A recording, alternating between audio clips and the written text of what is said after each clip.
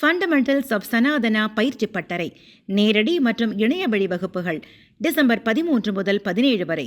தொடர்புக்கு 7388824242. இந்த இன்னைக்கு ராணிப்பேட்டை மற்றும் வேலூர் மாவட்டத்தில் நம்முடைய முதலமைச்சருடைய உத்தரவில் தொடர்ந்து பல்வேறு மாவட்டங்களில் சென்று அரசினுடைய அத்தனை துறைகளையும் ஆய்வு செய்து வழக்கம்.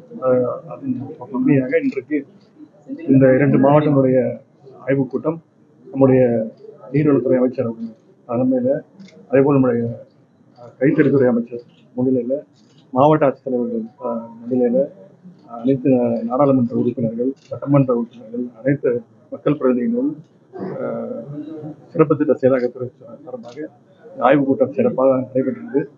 சில பணிகள் சிறப்பாக செஞ்சுட்டு இருக்காங்க இந்த மாவட்டமும். சில பணிகளில் அரசு பணிகள் தொய்வுகள் இருக்கிறது, அதெல்லாம் சரி செய்ய சொல்லியிருக்கிறோம். அதே மாதிரி டெட்லைன் கேட்டிருக்கோம். பணிகள் முடிக்கிறது, ரோடு போடுறது, புது கட்டிடங்கள் கட்டுறது, பஸ் ஸ்டாண்ட் கட்டுறது, இது மாதிரி டெட்லைன் கொடுத்துருக்காங்க.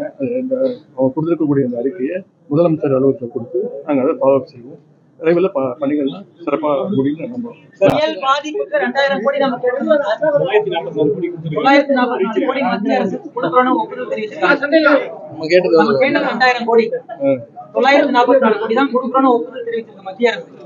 இது பெரிய விஷயம் ஆச்சு. போன முறை போதுமானதான் இருக்கிறது. முதலமைச்சர் 2000 கோடி கேட்டிருக்காங்க.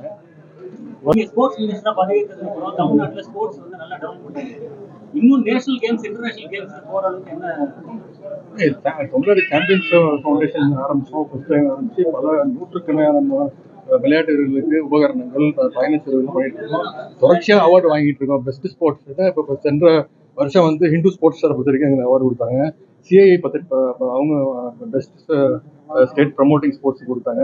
போன வாரம் டெல்லியில் ஃபிக்கி நடத்திய நிகழ்ச்சியில் மீண்டும் எங்கள் தமிழ்நாட்டு எஸ்டிஏக்கு விருது கொடுத்துருக்காங்க. இல்லை